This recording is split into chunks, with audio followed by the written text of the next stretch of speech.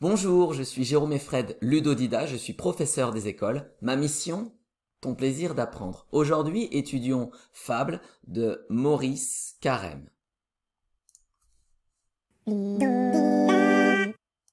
Voici les 5 étapes de notre apprentissage: la découverte, la compréhension, l'observation, la mémorisation et la révision. Étape 1, la découverte.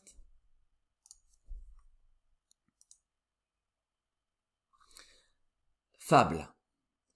En un roi de dentelle, la très noble Isabelle traversait la forêt. Un loup maigre paraît qui se jette sur elle. « Malheureux, arrêtez !» lui enjoint Isabelle. « Je suis princesse et belle. Les plus grands chevaliers se courbent à mes pieds. »« Vous me contez merveille ?» dit le loup ébranlé. « Comment, vous ignorez que le loup affamé n'a jamais eu d'oreille ?»« Que si vous en avez, beau sire, et pas vilaine, et moi, de par la reine, et Jean de La Fontaine, je vous fais chevalier. » Pauvre loup, il la croit. À la sortie du bois, on le met en quartier.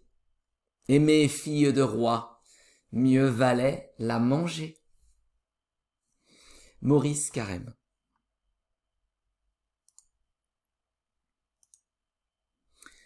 Fable.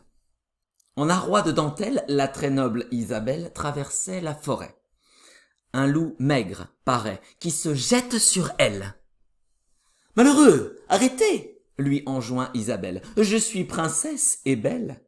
Les plus grands chevaliers se courbent à mes pieds. »« Vous me contez merveille ?» dit le loup ébranlé. « Comment, vous ignorez que loup affamé n'a jamais eu d'oreille ? Que si vous en avez, beau sire, et pas vilaine, et moi, de par la reine, et Jean de La Fontaine, je vous fais chevalier. » Pauvre loup, il la croit. À la sortie du bois, on le met en quartier. Aimée fille de roi, mieux valait la manger. Maurice Carême. Je t'invite à appuyer sur pause pour relire la poésie et essayer de la comprendre.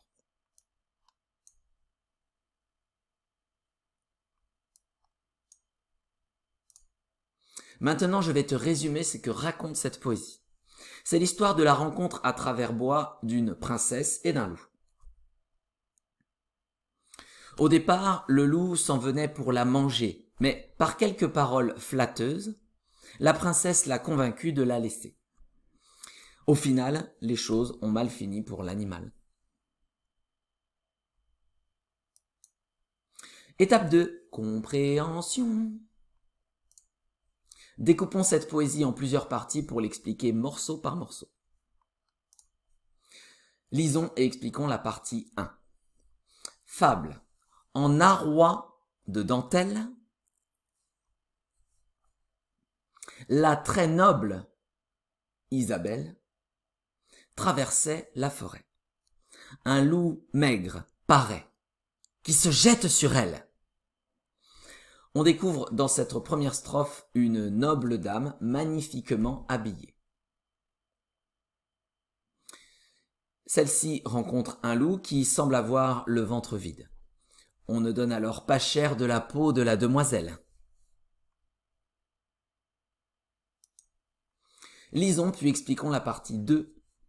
« Malheureux, arrêtez !» lui enjoint Isabelle. « Je suis princesse et belle. Les plus grands chevaliers se courbent à mes pieds. »« Vous me contez merveille ?» dit le loup ébranlé. « Comment, vous ignorez que loup affamé n'a jamais eu d'oreille ?» La princesse nous fait la surprise d'opposer au loup son titre de princesse. Elle pense que celui-ci suffira à la sauver. Malheureusement, le loup ne semble pas réceptif à cet argument. Il explique être plus concentré sur son ventre vide que sur les sons qui parviennent à ses oreilles.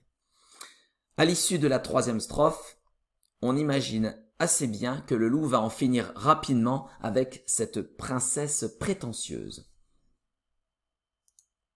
Lisons puis expliquons la partie 3. Que si vous en avez beau sire, et pas vilaine, et moi, de par la reine et Jean de La Fontaine, je vous fais chevalier. La princesse tente encore de sauver sa vie en flattant le loup au sujet de ses oreilles, puis en lui offrant un titre de chevalier dont il ne saurait sans doute que faire. Lisons puis expliquons la partie 4. Pauvre loup, il la croit. À la sortie du bois, on le met en quartier. Et mes filles de roi, mieux valait la manger. Maurice Carême. La surprise finale du poète tombe dans cette dernière strophe. On y découvre que le loup s'est fait embobiner par la princesse. Ainsi, il finit écartelé par de véritables chevaliers, sans doute. Le loup a cru sans doute un instant devenir un héros. Il aurait sans doute mieux fait de se tenir à son rôle de grand méchant loup.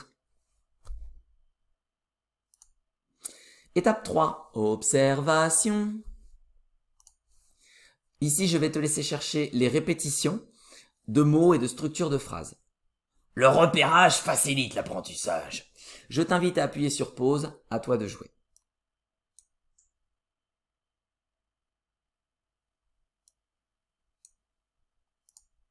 Ici, je vais te laisser chercher les rimes comme dentelle, Isabelle, elle. Le repérage facilite l'apprentissage. Je t'invite à appuyer sur pause, à toi de jouer.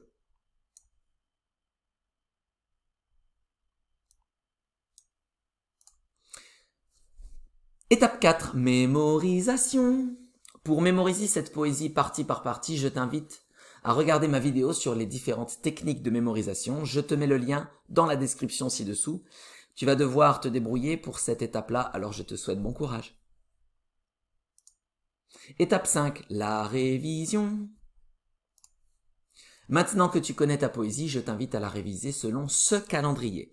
Ce soir, dans un jour, dans 3 jours, dans 7 jours, puis 1 ou 2 fois par semaine. Félicitations, te voilà au bout de cette vidéo.